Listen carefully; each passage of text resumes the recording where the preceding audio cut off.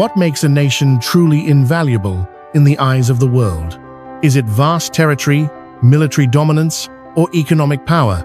Or is it something quieter, something far more difficult to measure, copy, or purchase? Denmark offers a compelling answer.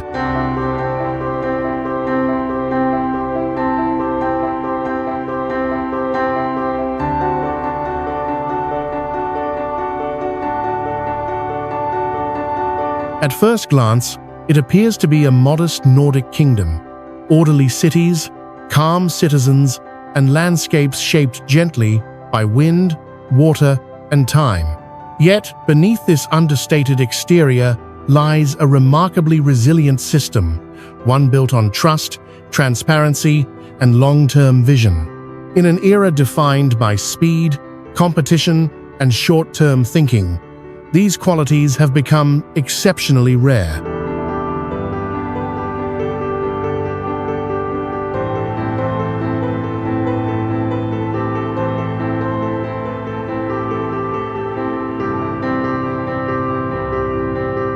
From Copenhagen, where power operates openly rather than behind walls, to cultural symbols that celebrate vulnerability instead of conquest, Denmark tells a different story about what strength truly means.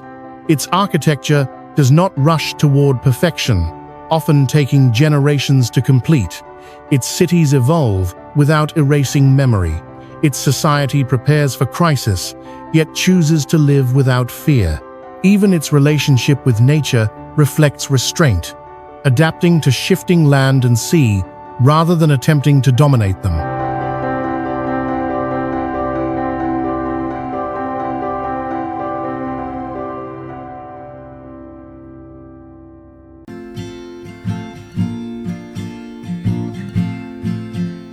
This is why Denmark holds such a unique place on the global stage. Its strategic geography, including control over vital northern gateways, has drawn the attention of great powers. Yet, what the world truly desires is not its land, but its way of being a system where social stability, cultural depth, and harmony with nature coexist.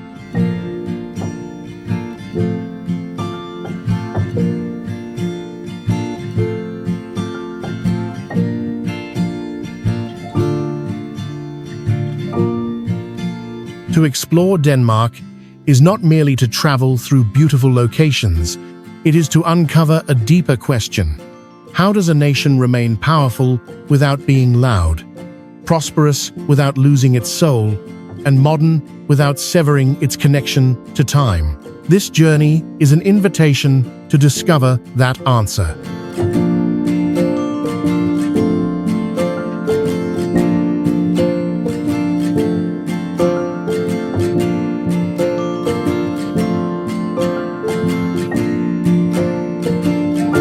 Copenhagen is not a city that seeks to impress at first glance.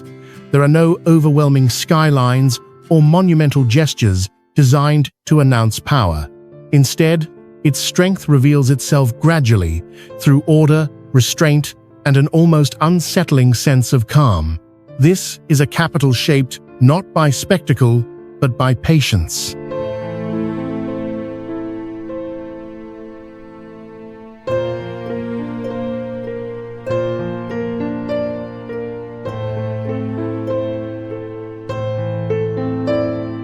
Founded as a small coastal settlement in the 10th century, Copenhagen grew alongside trade routes, naval power, and the shifting tides of northern Europe.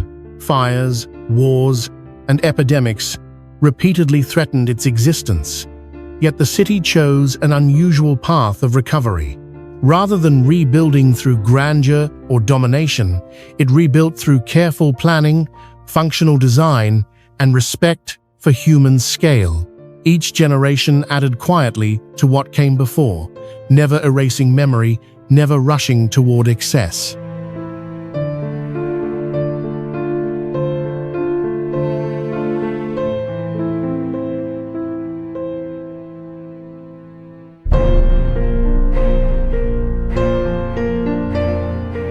Today, that philosophy defines the city's identity.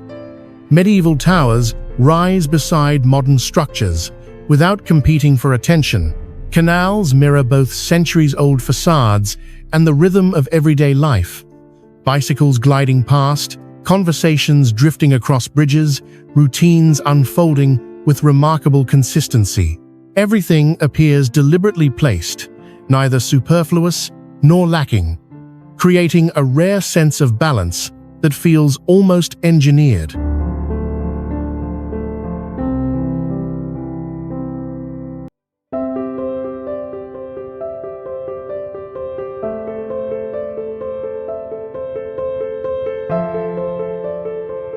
Yet beneath this surface, tranquility lies a rarely discussed layer of history.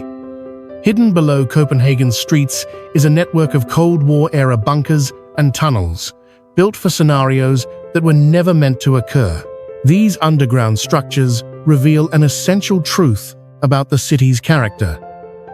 Copenhagen prepared meticulously for chaos, yet chose to organize its daily life around trust rather than fear. Safety was ensured not through visible force, but through quiet readiness.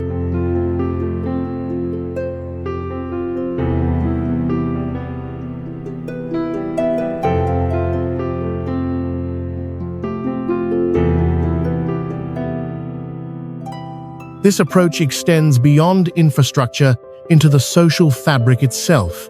The city functions on an unspoken agreement between its people and its institutions, an understanding that systems will work, rules will be followed, and power will remain accountable.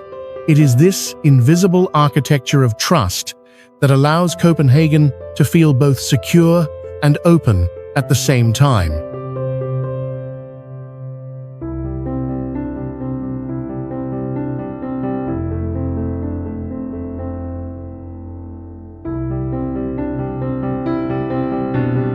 In Copenhagen, stability is not the absence of change, but the result of thoughtful continuity. The city does not rush forward, nor does it cling to the past. Instead, it moves deliberately through time, demonstrating how a capital can remain resilient, humane, and profoundly modern without ever raising its voice.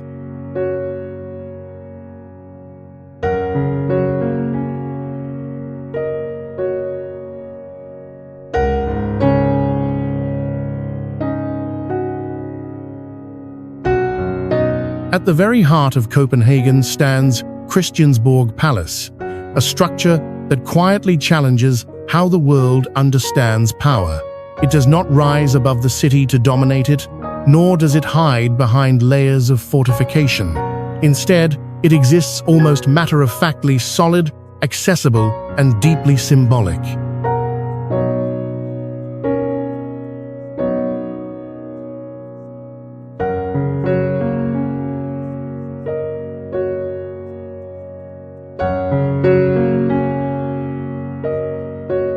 Christiansborg is unique on a global scale. It is the only place in the world where all three branches of government, legislative, executive, and judicial, operate under one roof. Within its walls, the Danish parliament debates laws, the prime minister governs, and the Supreme Court delivers its judgments. In most nations, these powers are separated physically, often by vast distances, reinforcing hierarchy, security, and division. Denmark chose a different path. Here, power does not need distance to protect itself.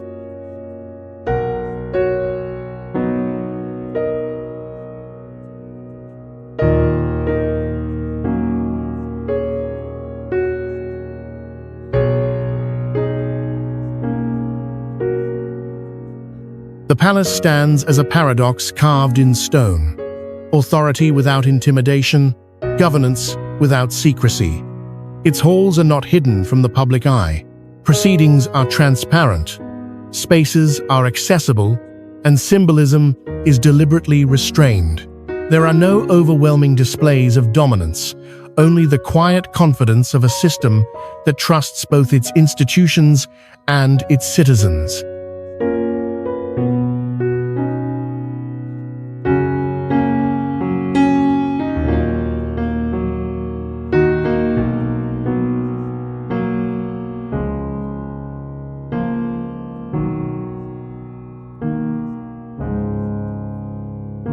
This architectural choice is not accidental. Christiansborg reflects a society where power is not something to be feared, but something to be understood. The proximity of the three branches of government embodies balance rather than control, a constant dialogue instead of confrontation. It suggests that stability does not come from isolation, but from accountability.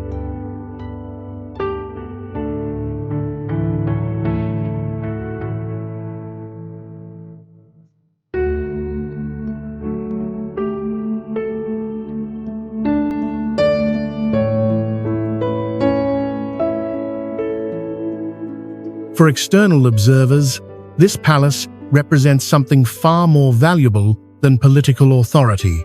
It represents a fully synchronized governance system, refined over centuries and sustained by public trust. In a world where governments often struggle to maintain legitimacy, Christiansborg stands as proof that transparency can be a source of strength rather than vulnerability.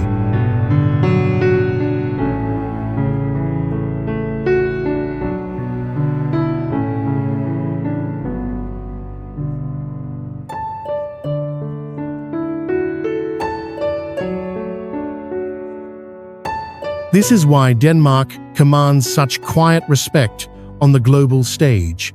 The palace does not announce ambition, yet it embodies one of the most advanced social contracts ever built. Within these walls, power operates without spectacle, shielded not by force, but by confidence in the collective. Christiansborg Palace is not a monument to control. It is a monument to trust, an idea so rare, so difficult to replicate, that it may be the most valuable asset the kingdom possesses.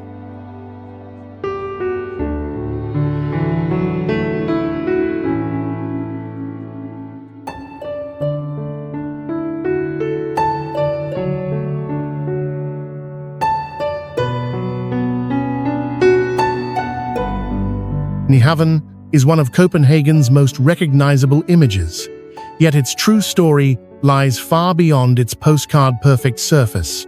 Today, the brightly colored townhouses lining the canal reflect sunlight and laughter, drawing visitors from around the world. But Nyhavn was not born to charm. It was built to endure.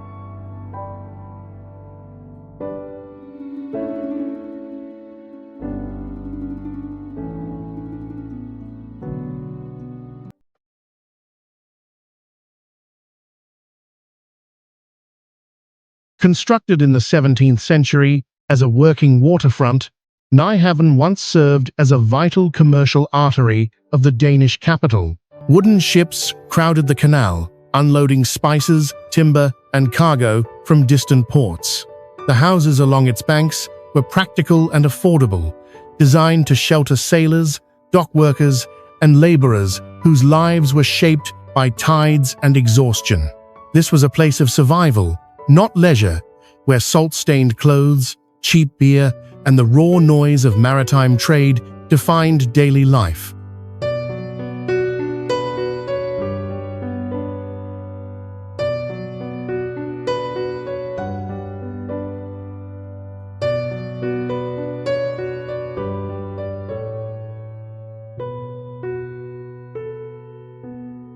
Over time, as shipping technology changed and commercial priorities shifted, Nyhavn faced decline. Many cities would have erased such districts, replacing them with modern developments detached from their past. Copenhagen chose another path. Rather than dismantling Nyhavn's identity, it carefully transformed it.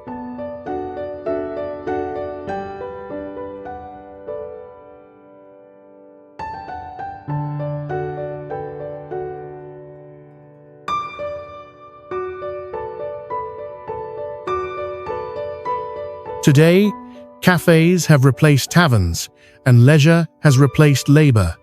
The same houses that once offered refuge to the poor now rank among the most desirable addresses in Northern Europe. Yet the soul of Nyhavn has not been erased. The narrow facades, uneven lines, and historic numbering remain, preserving the memory of the lives once lived here.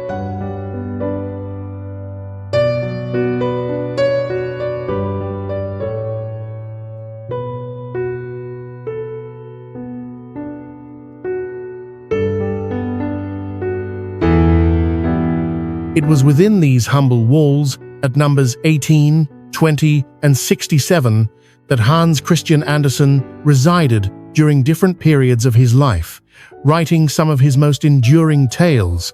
His presence anchors Nyhaven's transformation in something deeper than economic success. Stories born in modest circumstances now echo across the world, much like the canal itself.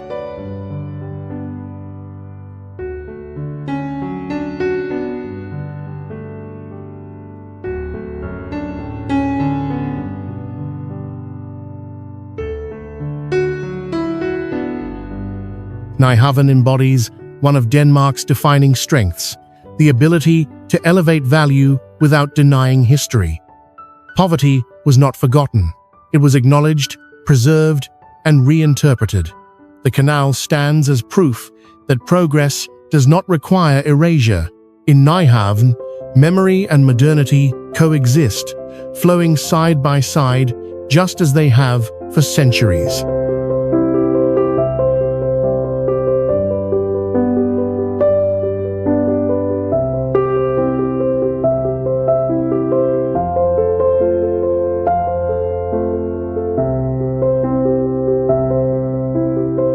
Perched quietly on a granite rock at Langolini Pier, gazing toward the open sea, the Little Mermaid stands as one of the most unassuming national symbols in the world. She is small, just over 1 meter tall, easy to overlook in a city filled with grand architecture and historic landmarks. Yet few cultural icons have carried such enduring emotional weight across generations and borders.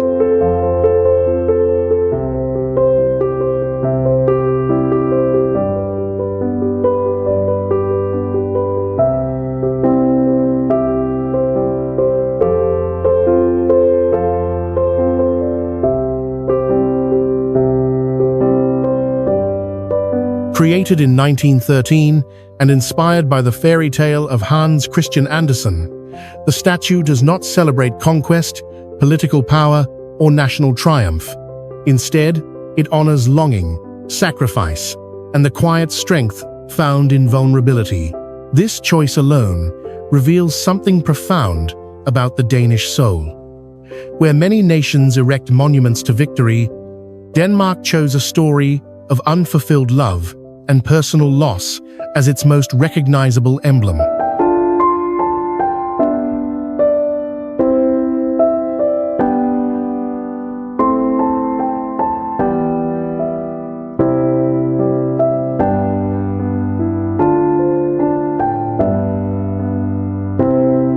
The Little Mermaid's power lies in her silence. She does not command attention. She invites reflection. Her posture suggests waiting rather than dominance, resilience rather than defiance. Over the past century, she has endured vandalism, political protests, and repeated attempts to remove her from her place by the sea. Each time, she has been restored, not transformed, not fortified, but returned to her original state. The response itself mirrors the values she represents: patience, continuity, and quiet perseverance.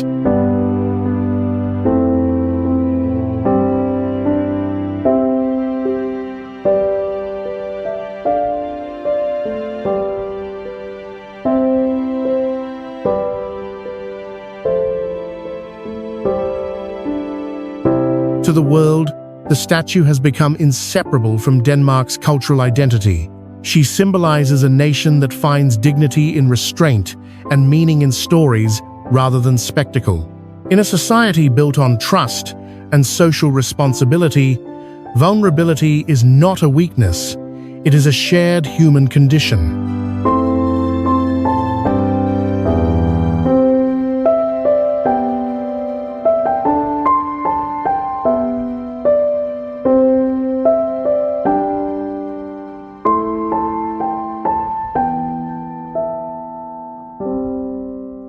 The Little Mermaid also stands as a bridge between imagination and place. Andersen's fairy tale, once written in modest rooms nearby, has traveled far beyond Copenhagen's harbor, shaping global literature and childhood memory. Yet the statue anchors that story firmly to the Danish shoreline, where myth meets reality.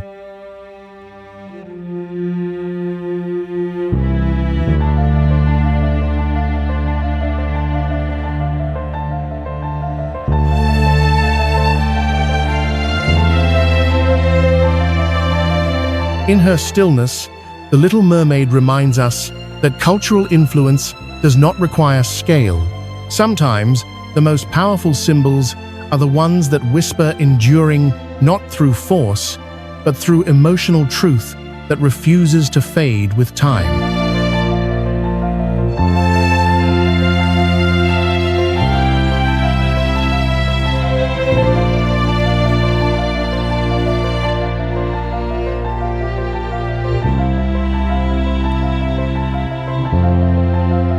Nestled within the precise symmetry of the King's Garden, Rosenborg Castle stands not as a seat of power, but as a place of remembrance. Built in the early 17th century by King Christian IV, this Renaissance castle was never intended to dominate the city's skyline. Instead, it exists in quiet dialogue with its surroundings, measured, elegant, and deeply personal in scale.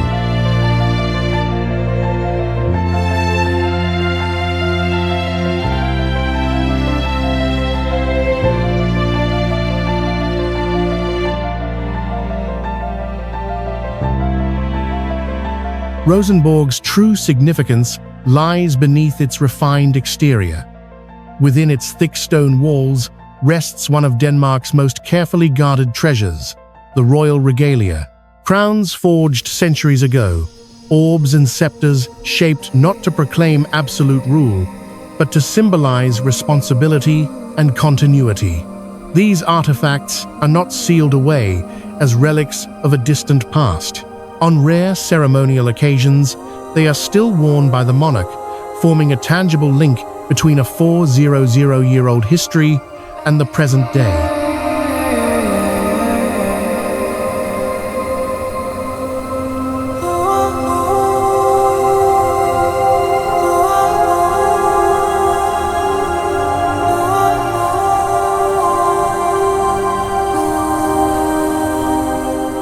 Unlike many former royal residences across Europe that have become empty shells or frozen museums, Rosenborg remains alive with meaning.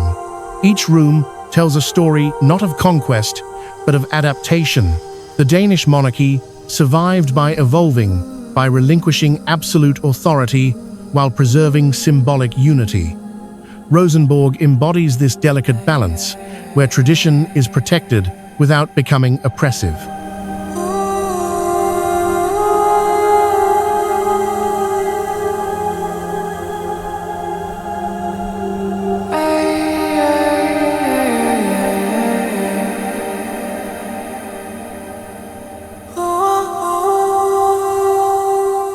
Deep in the castle's basement, the crown jewels shimmer under careful protection, not as displays of excess, but as reminders of endurance. Their presence reflects a national understanding that stability is not accidental. It is cultivated, safeguarded, and passed forward deliberately, generation by generation.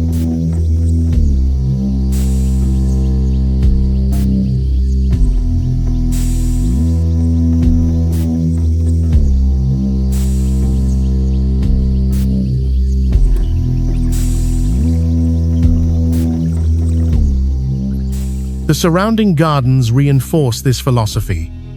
Perfectly maintained yet welcoming, they invite citizens and visitors alike to walk freely through what was once royal ground.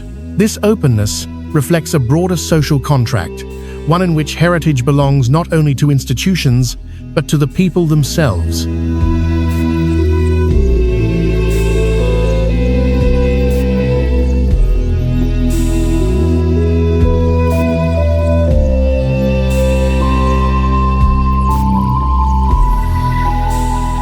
Rosenborg Castle stands as quiet proof that Denmark knows exactly who it is. In a world constantly redefining power through expansion and dominance, Rosenborg preserves a different narrative. It is a monument not to authority, but to identity, a carefully protected vault of memory that continues to shape the kingdom's present with the weight and wisdom of its past.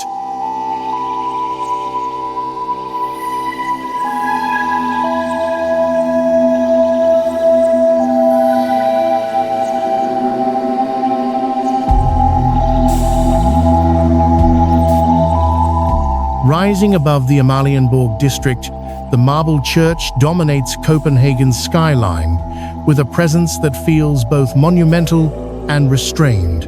Known formally as Frederick's Church, its immense green copper dome, the largest in Scandinavia, draws the eye upward, echoing the proportions of St. Peter's Basilica in Rome.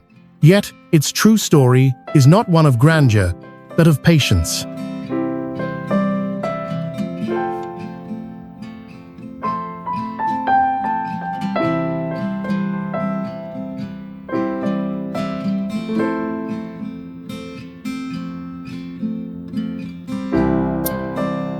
Construction began in the mid-18th century, fueled by ambition and a desire to reflect Denmark's growing confidence on the European stage. But the scale of the vision proved overwhelming. Financial constraints halted progress, leaving the church unfinished for nearly 150 years. For generations, the structure stood as a silent ruin, an unfulfilled promise etched into the heart of the capital. In many places, such a failure would have been erased or replaced. Denmark chose to wait.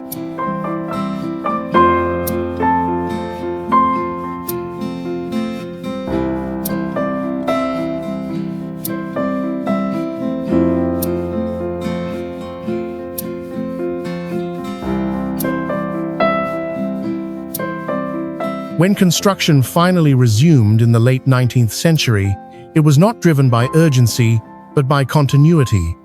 The church was completed in 1894, long after its original patrons had passed away. This extended timeline transformed the marble church into something far greater than a religious building. It became a testament to a national mindset willing to think beyond lifetimes.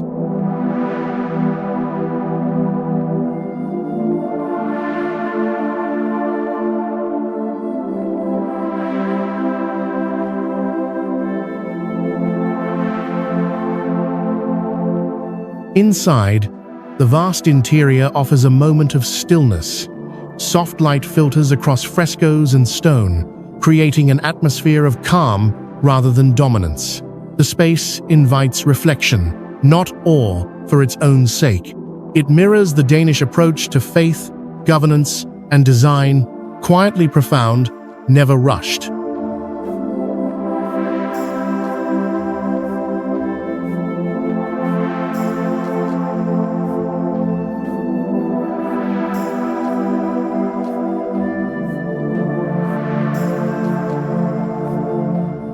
The marble church stands as a physical reminder that Denmark measures success differently.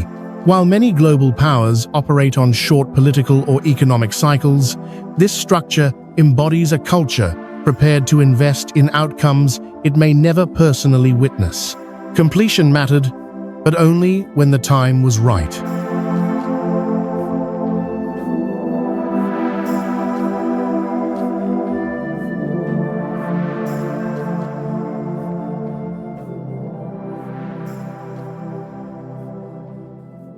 Today, the church is both a landmark and a lesson.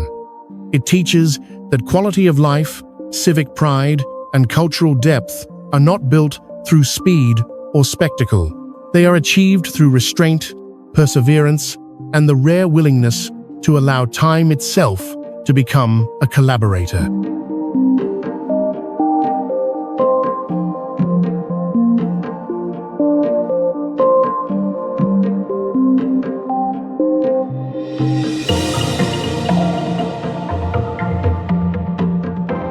Rising above the historic district of Christianshavn, the Church of Our Savior commands attention, not through scale, but through movement. Its most defining feature, the black and gold spiral spire, winds upward into the sky, visible from across Copenhagen. Unlike traditional towers that remain distant and untouchable, this one invites direct engagement. It can be climbed,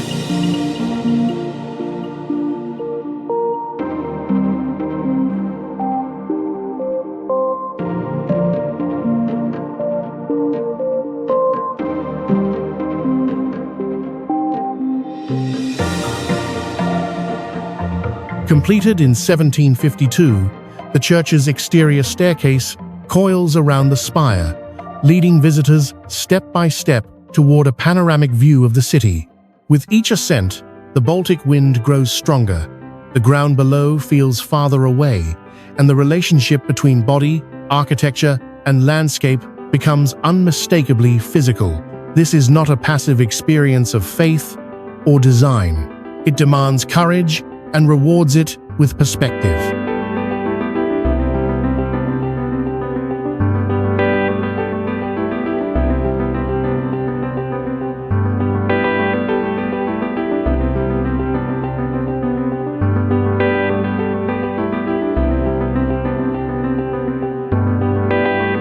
The spiral itself is rich in symbolism.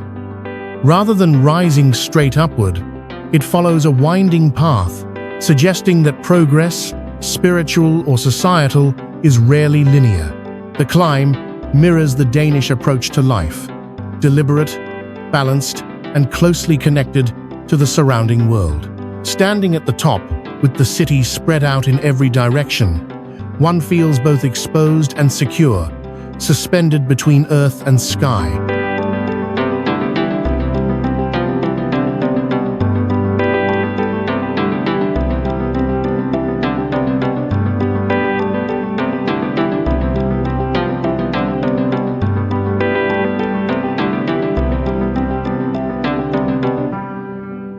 Inside the tower hangs one of Northern Europe's largest carillons, composed of 48 bells. Their sound drifts across rooftops and canals, marking time not with urgency, but with calm regularity. The bells serve as an audible reminder that rhythm, rather than speed, defines the pace of the city.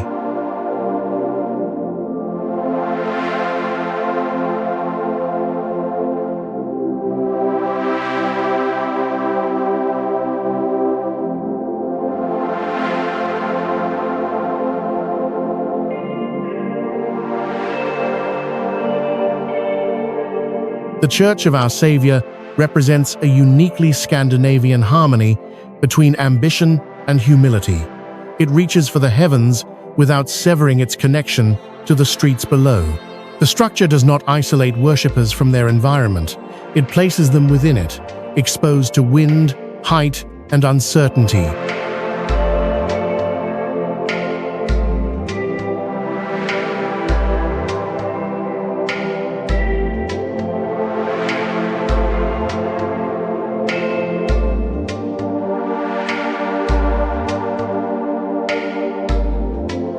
In a broader sense, the church reflects Denmark's cultural character. It embraces openness, trusts individuals to engage directly with challenge, and values the journey as much as the destination. This is architecture as metaphor, a reminder that true vision often comes not from standing above the world, but from climbing through it, one careful step at a time.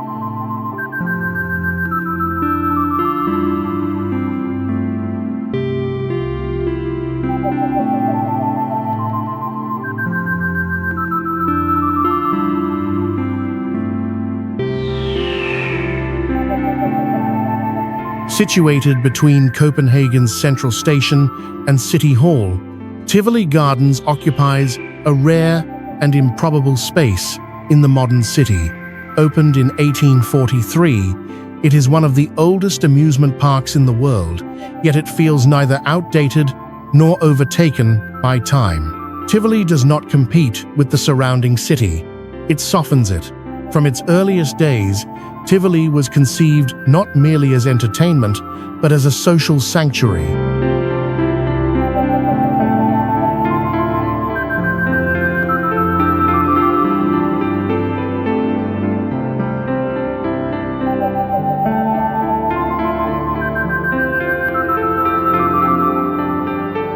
In a rapidly industrializing Europe, it offered citizens a carefully designed escape. Lush gardens, gentle lighting, music drifting through the air, and a sense of shared joy.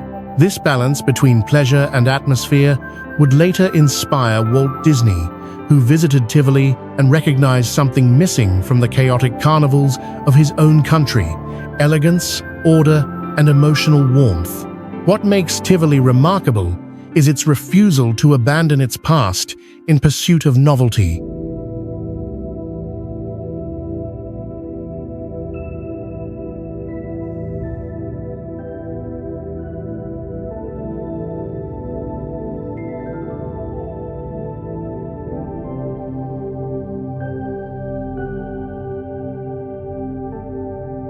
Wooden roller coasters from the 19th century continue to operate alongside contemporary rides, Michelin-level dining, and world-class concert halls. Rather than replacing old attractions, Tivoli integrates them, allowing generations to experience joy through the same structures, lights, and pathways. At night, Tivoli transforms. Thousands of soft lights illuminate the gardens, reflecting in ponds and tracing walkways, creating an atmosphere closer to a dream than a theme park.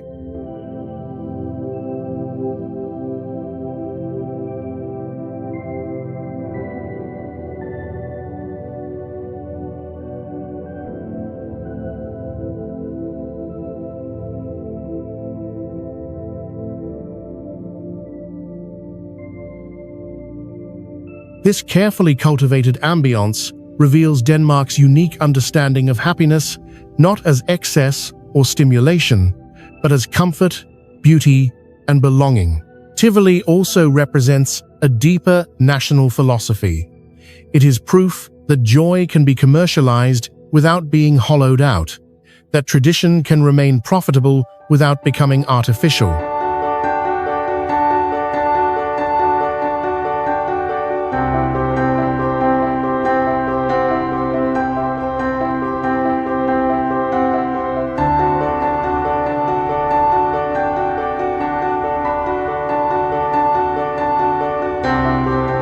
In a society often measured by productivity and efficiency, Tivoli stands as a declaration that leisure is not wasted time, but an essential public good.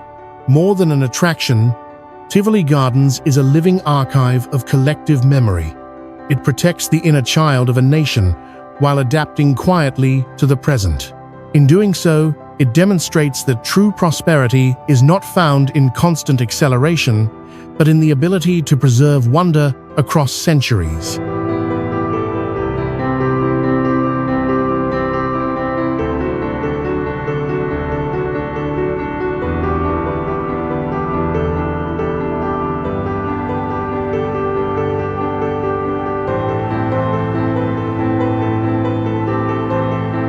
Shining along Copenhagen's waterfront like a polished obsidian gem, the Black Diamond stands as one of the city's boldest architectural statements.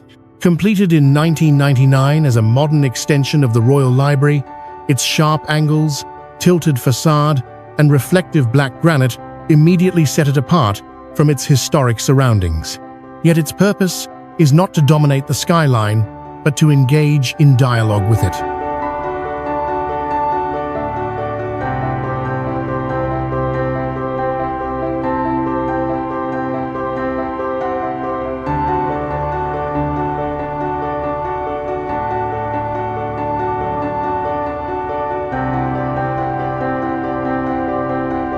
Clad in deep black stone, imported from Zimbabwe, and vast panes of glass, the building appears to shift with the day. At dawn, it feels solid and weighty. By midday, it mirrors the sky and water. At sunset, it seems almost liquid, dissolving into light and reflection. This constant transformation reflects the very nature of knowledge, stable in foundation, fluid in interpretation.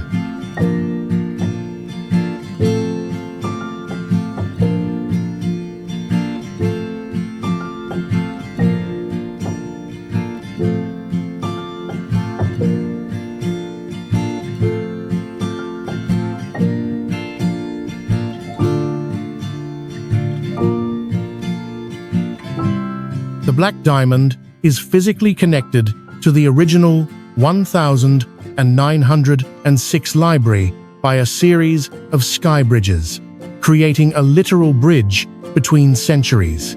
Handwritten manuscripts and rare historical texts coexist with digital archives and contemporary research spaces. Here, the past is not sealed away. It is made accessible, integrated into the present, and projected toward the future. Inside, the atmosphere shifts dramatically.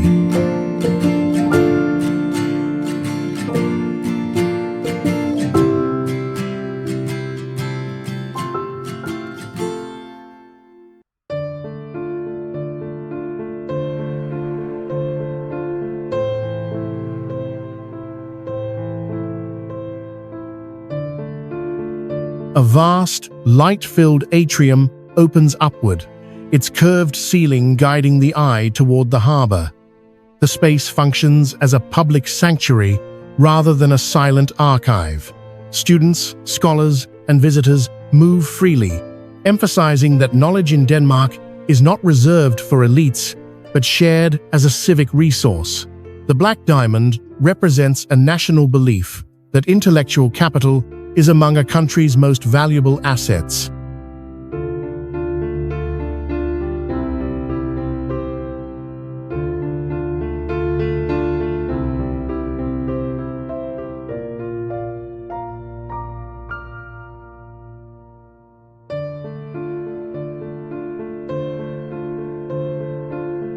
While other societies invest primarily in symbols of power or commerce, Denmark invests in literacy, research, and cultural memory. Even its libraries are designed as ambitious works of art. More than a building, the Black Diamond is a statement of intent. It affirms that a modern nation can innovate without abandoning its intellectual heritage.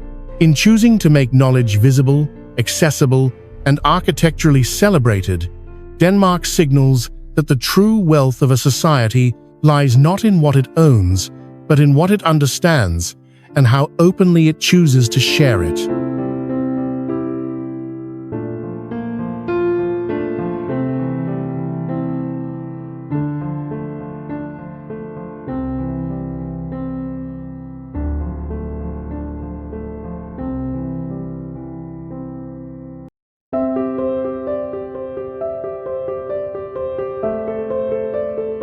Directly across the water from Amalienborg Palace, the Copenhagen Opera House appears to float upon the harbor, a luminous island of glass and light.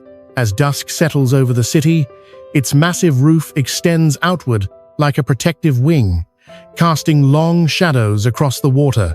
From a distance, the structure seems weightless, defying gravity despite its monumental scale.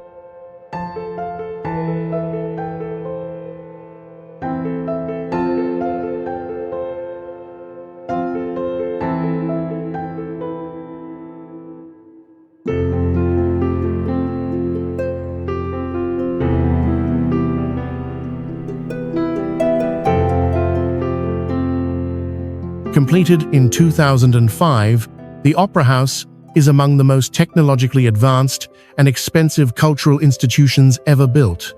Yet, its significance lies not in cost or innovation alone, but in what it represents. The building was gifted to the Danish state by shipping magnate Marsk McKinney Møller, symbolizing a rare alignment between private success and public enrichment. In Denmark, prosperity is not withdrawn from society, it is reinvested into it.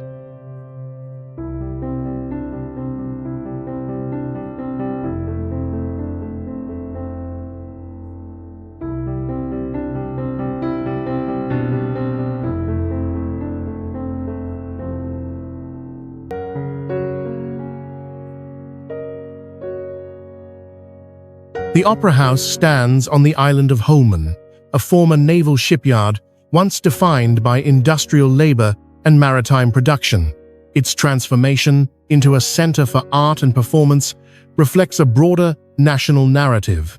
Spaces once shaped by work and defense are repurposed to serve imagination, culture, and collective experience. The sea, long central to Denmark's identity, remains present no longer as a boundary of trade or conflict, but as a stage for reflection.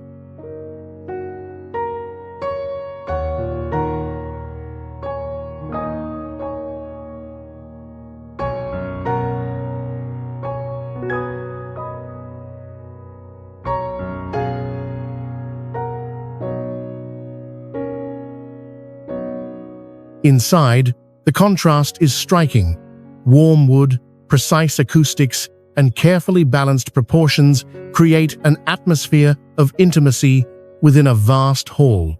Every detail is engineered to serve human expression, allowing voice and music to carry without amplification. Technology here does not overwhelm art. It disappears in service of it.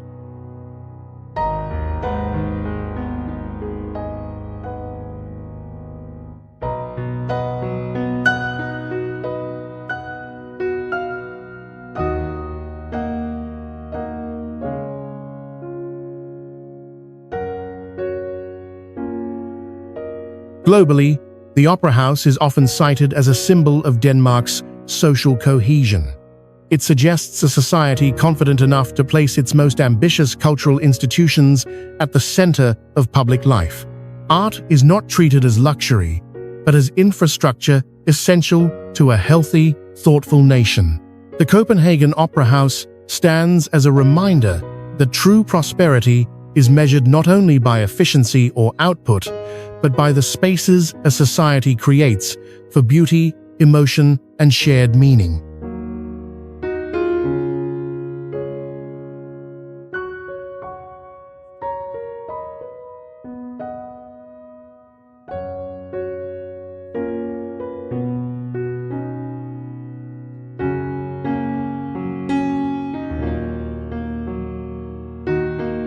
At the narrowest point of the Øresund Strait, where Denmark and Sweden face one another across a thin stretch of water, Kronborg Castle rises with commanding stillness.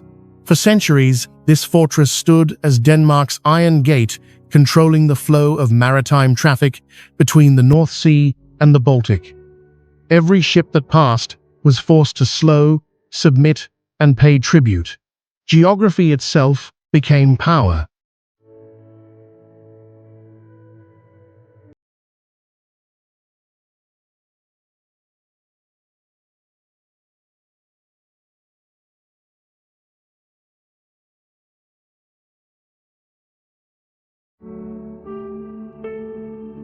Built in its Renaissance form during the reign of King Frederick II in the late 16th century, Kronborg was both a military stronghold and a symbol of royal authority.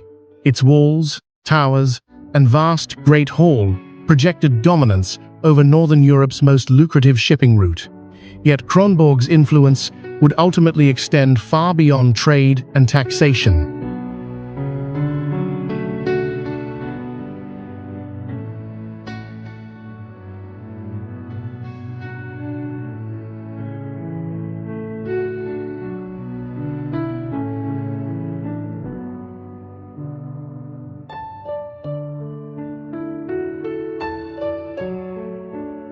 To the world, Kronborg is Elsinore, the setting of William Shakespeare's Hamlet.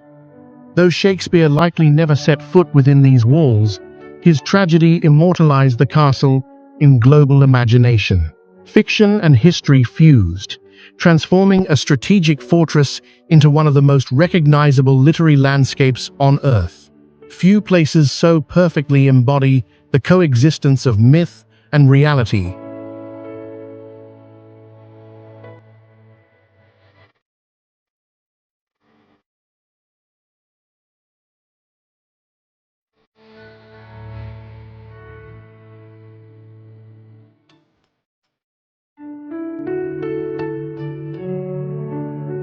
Inside the Great Hall, once the largest in Northern Europe, emptiness becomes theatrical. Even without actors, the space feels charged with unseen dialogue and unresolved tension. Beneath the castle, shadowed casemates house the legend of Holger Danske, the mythical warrior, said to sleep until Denmark faces its darkest hour. Here, folklore stands guard alongside stone and cannon.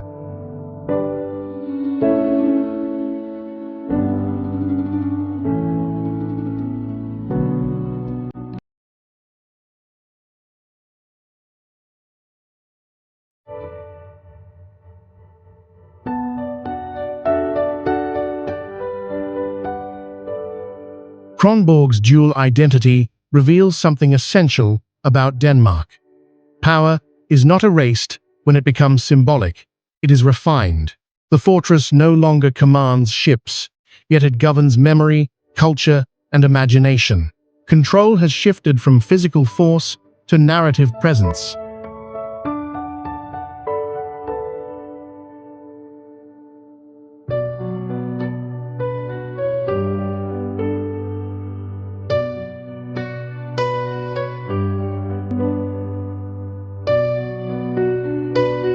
As a UNESCO World Heritage Site, Kronborg is preserved not as a relic, but as a living intersection of strategy, art, and storytelling. It reminds the modern world that influence does not end when cannons fall silent. Sometimes, the most enduring form of power is the ability to inhabit both history and myth, standing firm at the threshold where reality gives way to legend.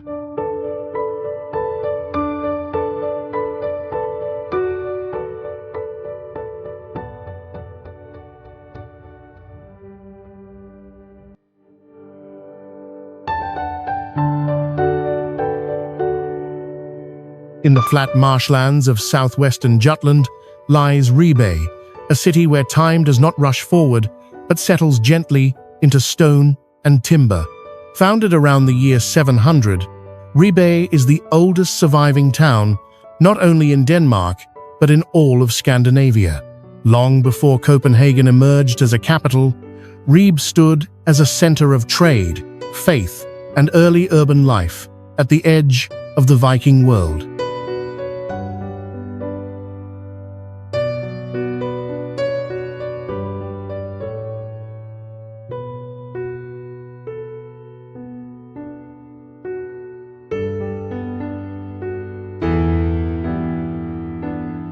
Walking through Ribe is an encounter with endurance.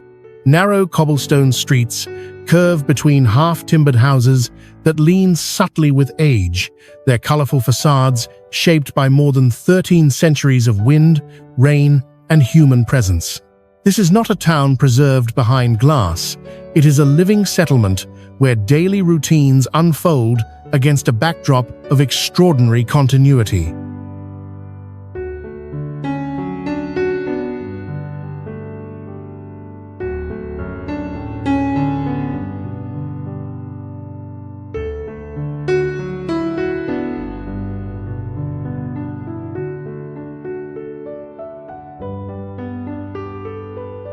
At its heart rises Ribe Cathedral, a Romanesque and Gothic structure whose towers have watched over the marshlands for nearly 900 years. From its heights, one can see the landscape that once guided Viking traders, medieval merchants, and pilgrims alike. The cathedral does not dominate the town, it anchors it physically and spiritually, connecting generations through shared space.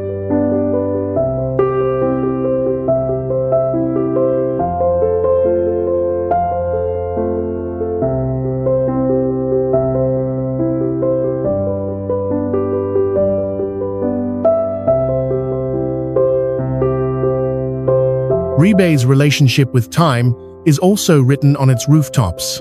Each spring, white storks return from the south to nest atop ancient chimneys, a sight that has become a symbol of good fortune and harmony between humans and nature.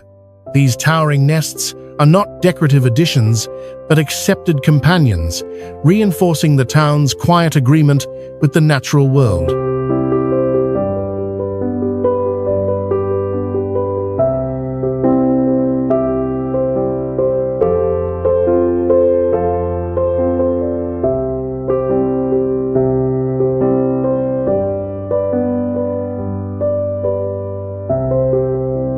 What makes Ribe remarkable is not grandeur, but continuity. Despite centuries of political change, economic shifts, and environmental challenges, the town never attempted to reinvent itself by erasing its past. Instead, it adapted gently, allowing history to remain visible and functional.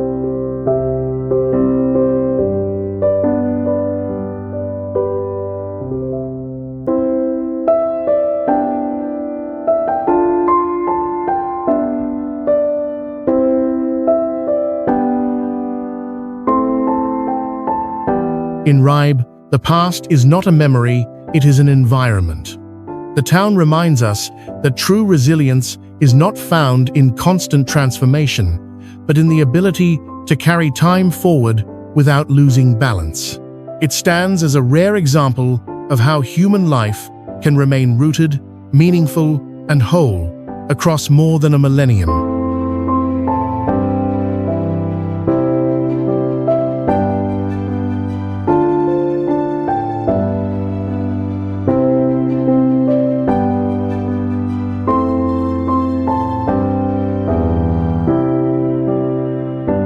Rising abruptly from the turquoise waters of the Baltic Sea, the white chalk cliffs of Mons Klint form one of Denmark's most breathtaking natural landscapes.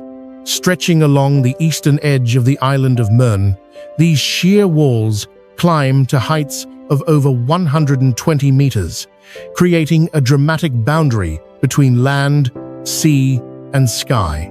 At first glance, the cliffs appear timeless and immovable. In reality, they are in constant transformation.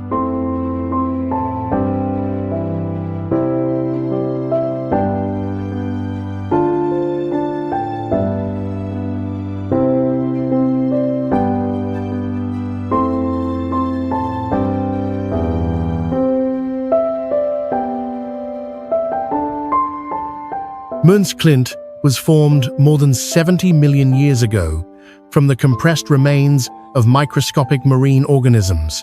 Layer upon layer of ancient seabed was lifted and folded by glacial forces, shaping a landscape that predates human history by an almost unimaginable scale.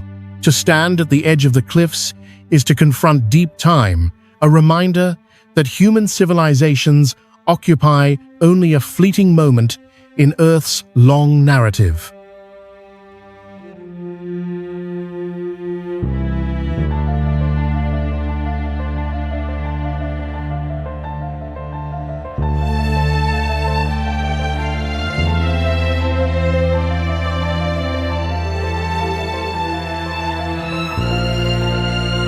Wind, rain, and waves continually erode the chalk, causing sections of the cliff to collapse and reveal fossils of creatures that lived long before the age of dinosaurs.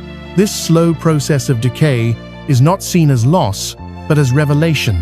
Each fallen fragment exposes the hidden memory of the planet, turning erosion into discovery.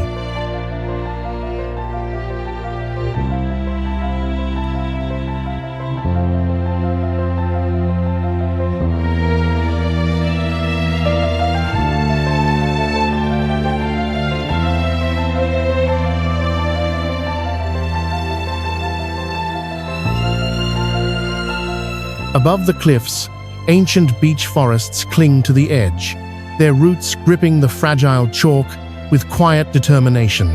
Below, the sea shifts in color with the light, reflecting the vulnerability and resilience of the landscape. Mons Klint is both fragile and enduring, an apparent contradiction that mirrors Denmark's broader relationship with nature.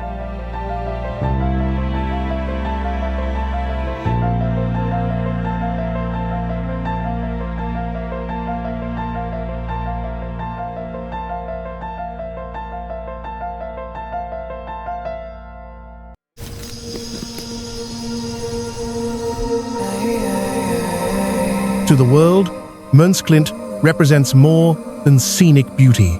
It stands as a natural guardian of national identity, reminding visitors that Denmark's foundations extend far beyond history, politics, or culture. They are geological,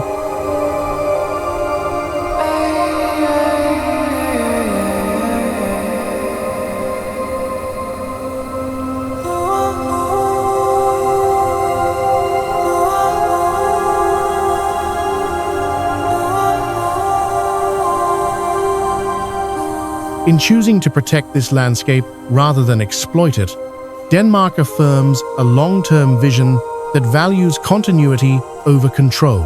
Møns Klint does not belong to one generation. It is inherited and safeguarded, a living archive of time itself. Here, the nation's sense of place is measured not in centuries, but in millions of years.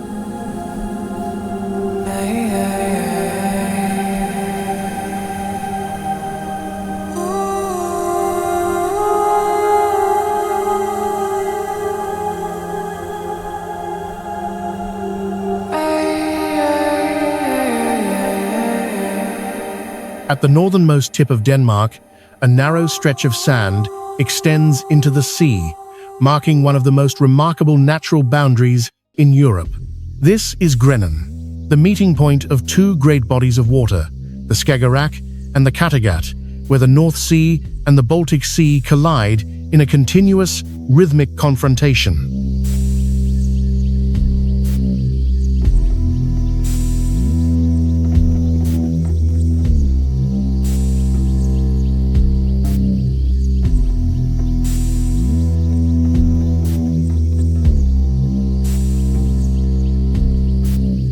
What makes Grenland extraordinary is not simply that the seas meet, but that they refuse to merge.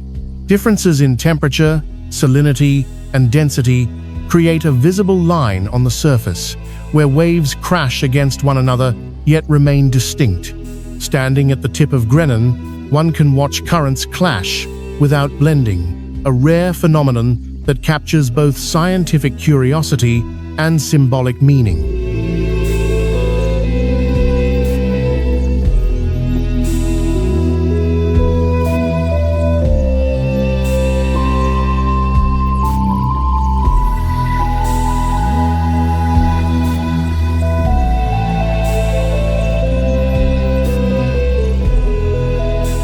The experience is deceptively calm. Gentle sands shift beneath the feet, seabirds circle overhead, and gray seals often rest along nearby sandbanks, seemingly indifferent to the powerful forces converging below. Beneath this tranquility, however, immense energies are at work, shaping coastlines, transporting nutrients, and influencing ecosystems across northern Europe.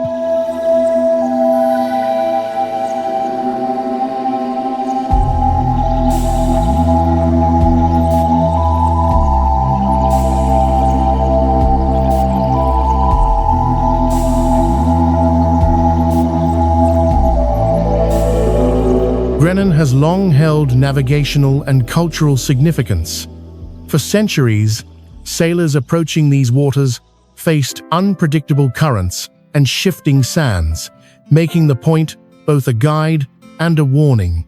Even today, swimming is prohibited at the very tip, a quiet acknowledgement that nature, however beautiful, remains beyond complete human control.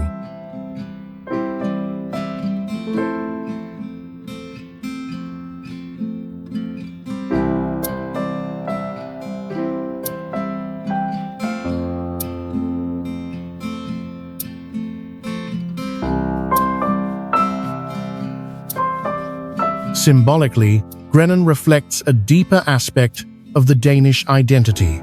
It is a place where opposites coexist without erasing one another, movement without chaos, tension without destruction. The seas meet, acknowledge each other's presence, and continue on their separate paths. In this natural dialogue, Denmark's values of balance, coexistence, and restraint find a powerful physical expression.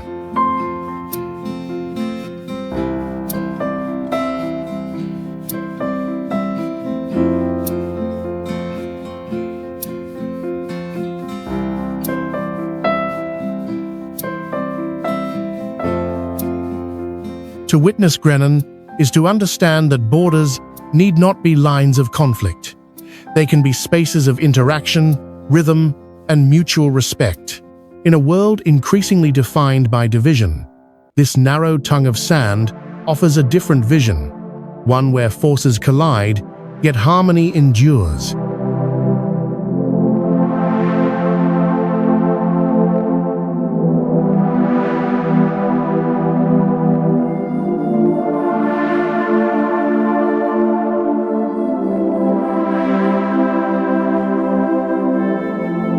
On the remote western edge of the Faroe Islands, where sheer green cliffs fall abruptly into the North Atlantic, lies the small village of Gásadalur. For centuries, this settlement existed in near total isolation, separated from the rest of the islands by steep mountains and treacherous paths.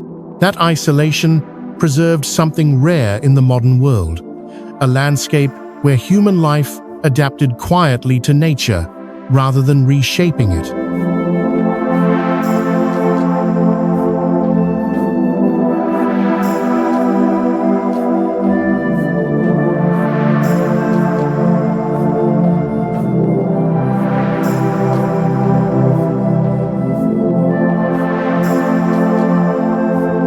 Just beyond the village, Múlafossur waterfall plunges dramatically from the cliffs straight into the open ocean. There is no riverbank, no gradual transition, only water surrendering itself to gravity, disappearing directly into the Atlantic below. The scene feels almost unreal, as if land and sea briefly forget where one ends and the other begins.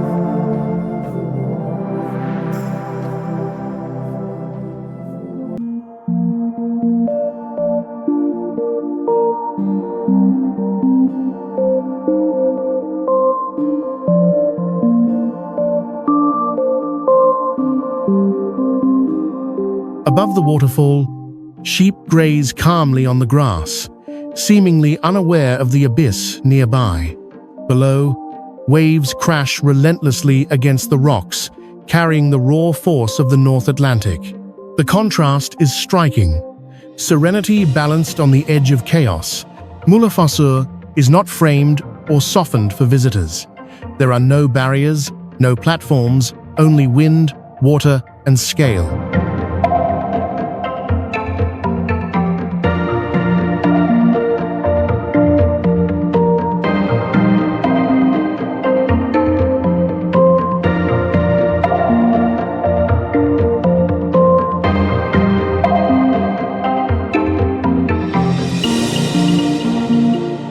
For generations, Gásadalur could be reached only by crossing a steep mountain pass, often made impassable by fog, rain, or snow. This physical separation shaped a self-reliant way of life and protected the surrounding environment from overdevelopment. When a tunnel was finally carved through the rock in 2004, the village was opened to the outside world, but the landscape remained unchanged.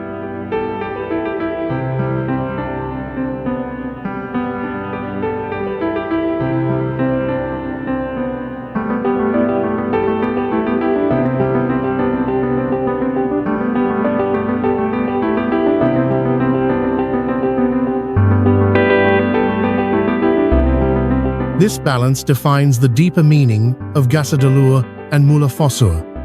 Access was improved, yet restraint remained. The Faroe Islands, under the Kingdom of Denmark, chose not to domesticate this place for mass tourism. Instead, they allowed its raw character to speak for itself.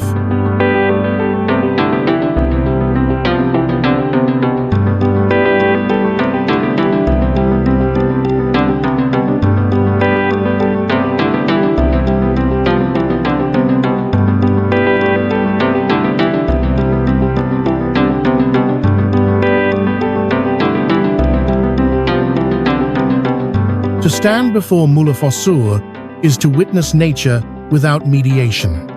It is a reminder that some of the most powerful experiences require no explanation, no enhancement, and no purpose beyond presence.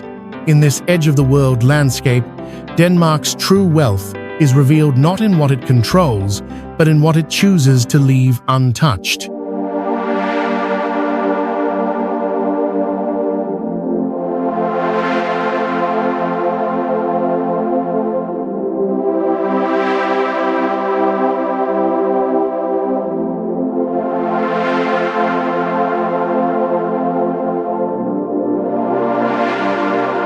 At the northern edge of the Faroe Islands, on the narrow and windswept island of Kalsoy, Kalur Lighthouse stands at what feels like the very margin of the world.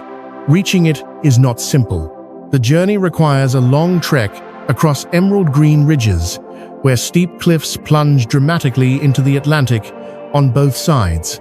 There are no guardrails, no shortcuts, only wind, sky, and an unbroken horizon.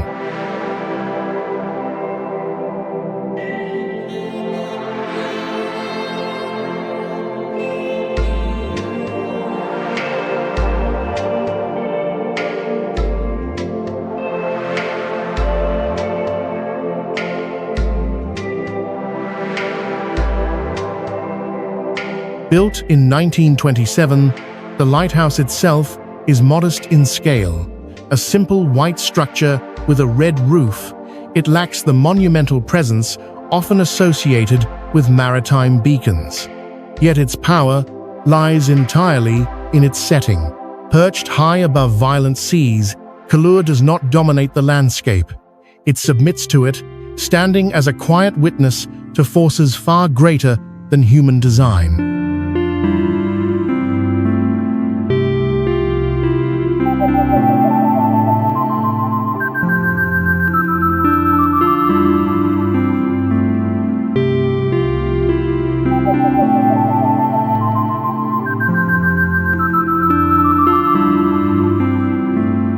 From this vantage point, the Atlantic stretches endlessly toward the Arctic, while jagged peaks of neighboring islands emerge through drifting clouds. The sense of isolation is profound. Kalsoy is home to fewer than 100 residents, spread thinly along its length, living a life shaped by weather, rhythm, and restraint. Here, silence is not absence, it is a presence.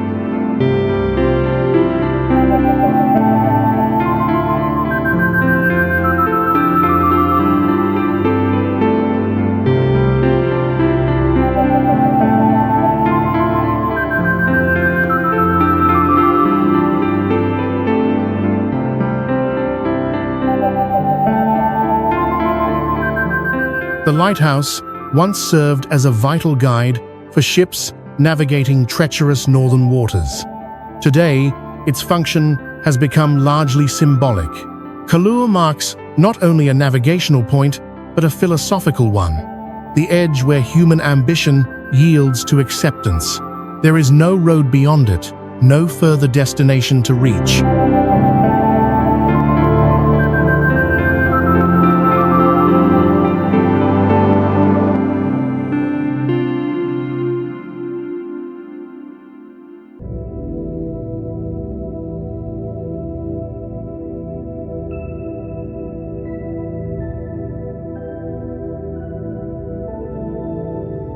This place embodies a way of life increasingly rare in a hyper-connected world. On Kalsoy, development has never chased scale or speed.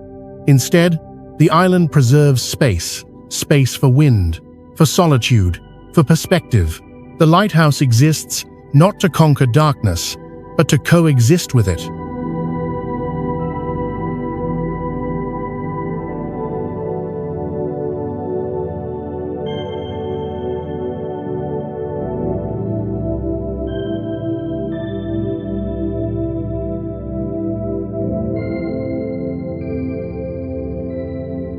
Standing at Kailua, modern anxieties feel distant and strangely irrelevant. The vastness of sea and sky reduces even the most complex global struggles to something small and fleeting. It is here, at this quiet frontier, that Denmark's stewardship of its most remote territories becomes clear not as ownership, but as protection. Kailua Lighthouse offers no spectacle beyond reality itself.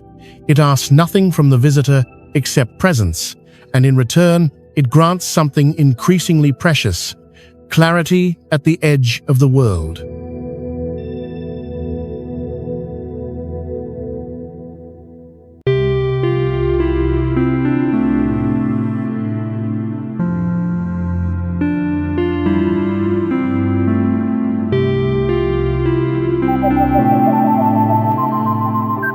As the journey through Denmark draws to a close, what lingers is not a list of landmarks, but a quiet understanding.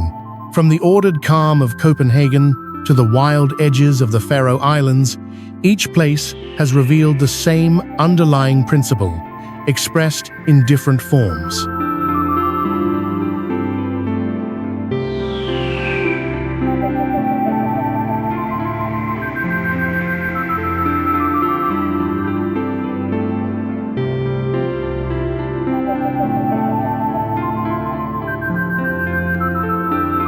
Denmark does not seek attention through scale or spectacle. Its strength lies in restraint. Power operates openly. History is preserved without being frozen. Nature is respected rather than controlled. Even at its most strategic borders and most remote frontiers, the kingdom chooses balance over dominance.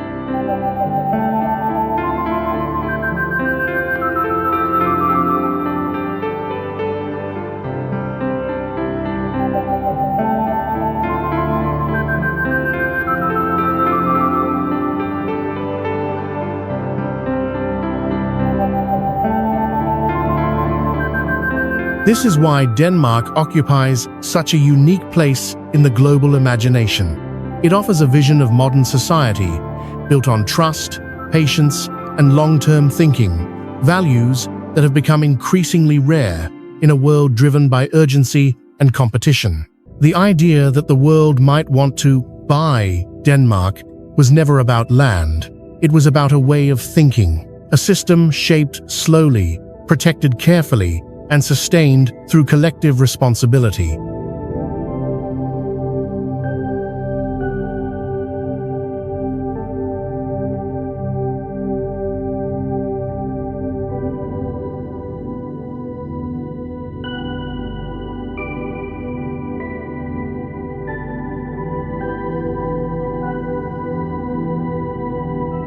Denmark reminds us that true wealth is not measured by how much a nation controls, but by how thoughtfully it chooses to exist. Sometimes progress does not mean moving faster.